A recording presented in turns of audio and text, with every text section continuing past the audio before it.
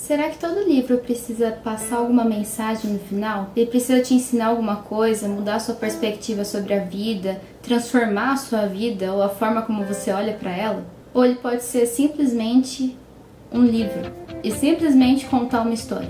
Essa é uma questão que vem martelando na minha cabeça desde que eu assisti uma entrevista do autor de Pão de Açúcar, o Afonso Reis Cabral. Pão de Açúcar é um dos melhores livros que eu li em 2024 e esse vídeo é parte de uma série de vídeos que eu vou fazer sobre os melhores livros que eu li em 2024. No ano anterior. Não sobre os livros em específico, mas sobre alguma coisa importante do livro que se destacou pra mim. Nesse caso, tem muitas coisas que se destacaram pra mim em Pão de Açúcar, mas eu queria comentar sobre esse ponto em específico hoje, mas também fazer uma abordagem sobre o livro. Mas eu vou aproveitar esse vídeo hoje não para falar só sobre ele, mas para falar sobre um outro livro que também foi um dos melhores de 2024 e que tem relação com esse assunto que eu trouxe no início do vídeo. Bom, para quem não me conhece, meu nome é Clara, eu falo de livros aqui e também na rede vizinha de vídeos mais curtos. Eu gosto muito de falar de alguns livros diferentes que a gente não tá vendo muito nas redes sociais, principalmente na rede social vizinha, que é a que eu vejo mais repetição de livros. Então, se você gosta de conhecer histórias diferentes, aqui é um bom lugar. Fique à vontade para se inscrever, para conhecer o Clube do Livro por Correspondência, para ver tudo que tem por aqui e também lá no TikTok. Bom, Pão de Açúcar é um livro que conta a história de um crime real, porém o livro é ficcional. Eu vou explicar. Esse livro é sobre um crime que aconteceu em 2006 na cidade do Porto, em Portugal. Uma mulher trans brasileira chamada Gisberta foi morta por 14 adolescentes de uma forma extremamente cruel. Ela foi torturada durante 3 dias e jogada ainda viva num poço de uma construção abandonada do supermercado Pão de Açúcar. A Gisberta nessa época já estava doente, ela não conseguia mais trabalhar, ela não tinha mais como se sustentar e ela morava em uma barraca nessa estrutura abandonada. 3 garotos fizeram amizade com ela, passaram a visitar ela, cozinhar para ela, conversar com ela, conhecer ela e em certo momento eles e mais 11 adolescentes da mesma instituição na qual eles faziam parte fizeram tudo isso com a Gisberta. Não há uma motivação, não se sabe o porquê, simplesmente o ódio pelo ódio. É a violência pela violência. Esse caso chocou muito Portugal, principalmente a cidade do Porto na época, porque virou uma série de acontecimentos. Primeiro, a própria Gisberta morta, uma coisa que assustou todo mundo, pela forma como ela foi tratada com crueldade por esses garotos, e também pelo descaso do governo, da prefeitura naquela época, em lidar com pessoas que eram imigrantes e transexuais. Segundo ponto é que o julgamento desses garotos foi basicamente ridículo. Todos eles eram menores de idade, se não me engano apenas um era maior de idade, as penas foram muito brandas. O juiz chegou a dizer que ela morreu por afogamento e não por conta da tortura que ela sofreu. E em terceiro ponto é que esses garotos faziam parte de uma instituição. Era uma instituição para meninos que tinham famílias problemáticas ou que a família não tinha condição de sustentar, então os colocavam nessa instituição para que eles fossem alimentados, vivessem lá, tivessem aulas e aprendessem uma profissão. A questão é que essa instituição logo depois foi descoberta com vários casos de corrupção e também abuso de menores. E esse livro, ele conta a história do ponto de vista de um desses garotos. A gente acompanha um desses garotos, o primeiro a conhecer a Gisberta, que aqui no caso é um personagem ficcional, de acordo com Afonso Reis Cabral, porque eu fui perguntar pro autor, porque eu fiquei encafifada e queria saber a verdade. Ele disse que é um personagem ficcional e ele narra como se fosse um dos garotos contando tudo o que aconteceu, como conheceu a Gisberta até o que houve. O narrador que a gente tem, então, é um narrador nada confiável e a gente vai entrando na cabeça desse menino e tentando entender o que e quem ele era. Que isso eu acho que é a coisa mais difícil. Tá, e o que tem a ver com essa questão do início do vídeo? No início do livro a gente tem uma questão que está escrita assim: notas antes da história. Nessa notas antes da história, aqui, a gente tem tipo a fala do autor, como se fosse o autor do livro, falando que encontrou com uma pessoa uma vez, que muitas pessoas fazem isso, pedem para que ele conte a história delas em um livro, porque as pessoas por si só não sabem contar, então pedem para que ele conte. E ele encontrou com esse cara, e esse cara queria que a história fosse contada. Esse escritor, então, que não é dito ser o Afonso Reis Cabral, é um escritor, diz que vai escrever a história e, portanto, ele escreve, ele volta pro cara, pro dono da história e fala: ó, escrevi como se fosse você, é tudo seu, mas o cara não quer essa história, ele não quer ter direitos autorais sobre ela e ele só fala, não, eu só queria que a história fosse contada. E desde então, o escritor nunca mais viu o Rafael Thiago, que seria o personagem que levou a história para ele. Quando a gente pensa em uma pessoa contando, escrevendo a história da outra, a gente pensa em um escritor, um ghostwriter, escrevendo a história para o dono dela, que seria o autor. Então o Rafael Thiago, que é a pessoa que leva a história até o escritor e pede para ele escrever, é como se fosse o autor dessa história, mas ele se recusa a ter direitos autorais, ele não quer isso, ele não quer ser descoberto, justamente porque ele é um desses garotos. Eu fiquei muito encafifada com essa questão, eu não diz nada no livro se isso é ficcional ou não, pelo menos não nessa edição que eu tenho. A gente tem no final também notas depois, e nessas notas depois nada é dito, só é dito que nunca mais viram o Rafael Thiago. Então eu não sabia se esse cara era real, se o Rafael Thiago era real, se o Afonso Reis Cabral, o autor, foi lá encontrar com esse Rafael Thiago, e a partir desse encontro surgiu essa história. E aí eu fiquei muito na dúvida e comecei a procurar várias entrevistas do Afonso Reis Cabral para ver se ele falava alguma coisa em alguma entrevista. E é isso que eu encontrei esta bendita entrevista que eu vou citar nesse vídeo, e que é o motivo desse vídeo. Nessa entrevista, ele está sendo questionado sobre várias coisas e aí perguntam para ele o motivo dele ter feito Pão de Açúcar. Qual era o objetivo dele ter escrito Pão de Açúcar? E ele responde que o livro não tinha o objetivo de passar uma mensagem, não era um livro educativo, não era um livro para fazer as pessoas refletirem.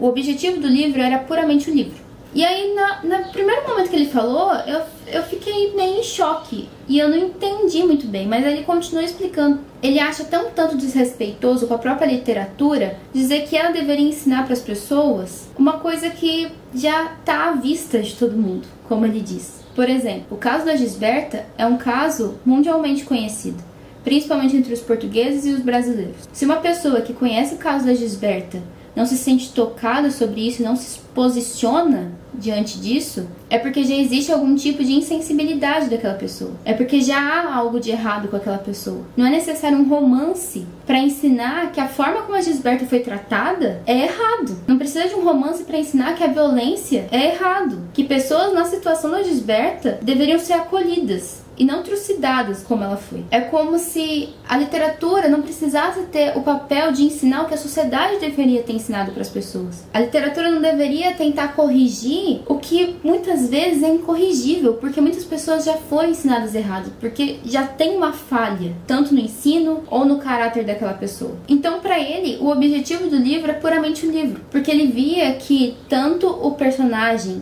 da Gisberta, a pessoa Gisberta, quanto esses garotos que a gente não sabe quem são, todos eles tinham facetas muito interessantes de serem trabalhados literariamente. Então era isso que ele queria explorar. Caminhos diferentes, pessoas diferentes, a vida daquelas pessoas, por mais que seja uma ficção, baseada em um crime real. É como se fosse a arte pela arte. E ali continua. Ele diz que caso alguém seja sensibilizado pelo livro, mude a sua perspectiva, suas ideias, seja educado de uma maneira diferente do que foi, isso ele nem tem como saber. É uma questão que está além dele. O que ele escreveu e o que ele publicou é isso. Mas o que as pessoas vão interpretar, como elas vão receber, é unicamente da pessoa. E ele, como autor, não tem nem capacidade de estar lá para ver como o seu leitor vai receber. É como se fosse um efeito colateral. Ele não tem controle sobre o efeito colateral. Ele nem sequer sabe se vai acontecer. E aí, quando ele falou tudo isso, eu achei muito interessante, porque pra mim é muito difícil eu ler um livro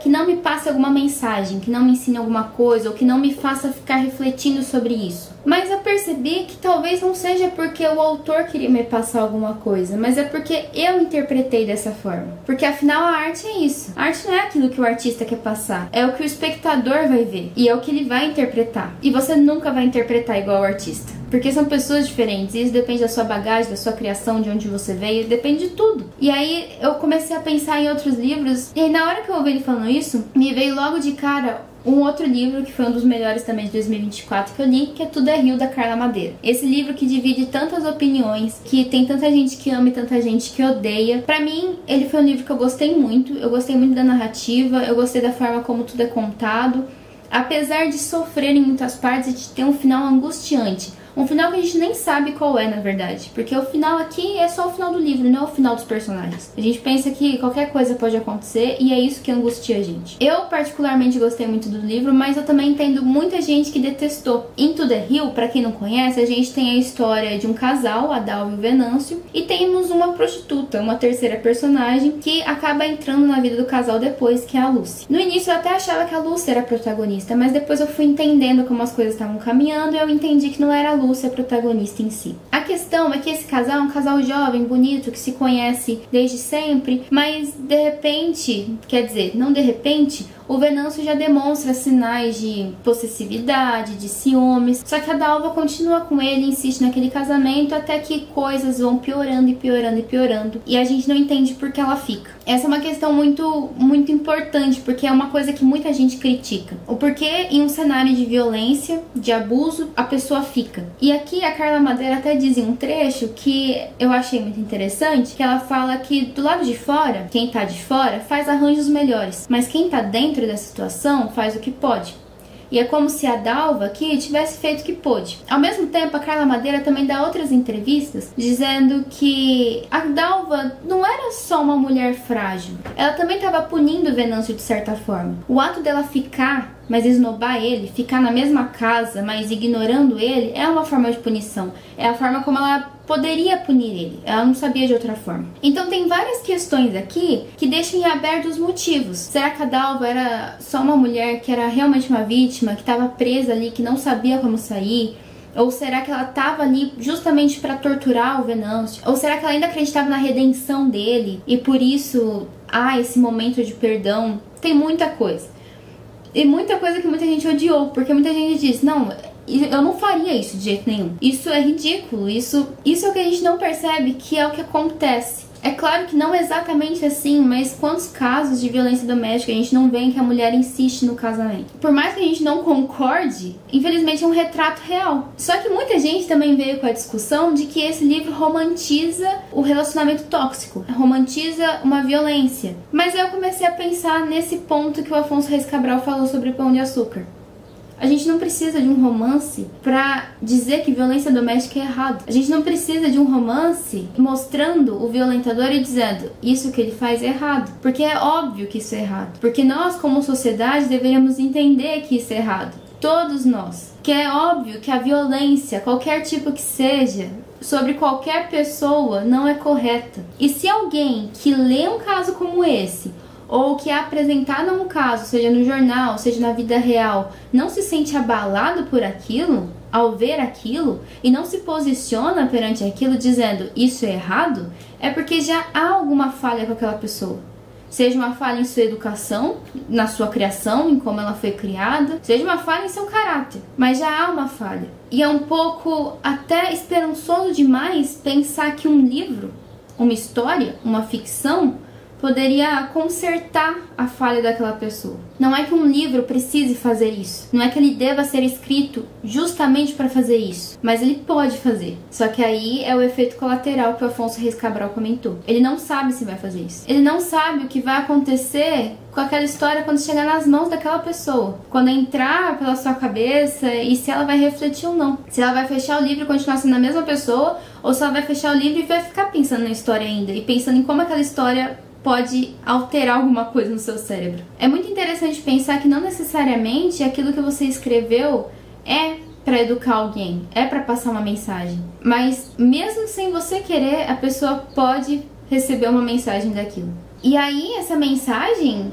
vai sair da mão do autor. Por mais que ele tome cuidado com o que ele escreve, a interpretação tá a cargo do leitor. Isso é realmente uma coisa que me fez ficar pensando e ainda me faz ficar pensando, porque eu sou o tipo de pessoa que eu acho que todo livro passa uma mensagem.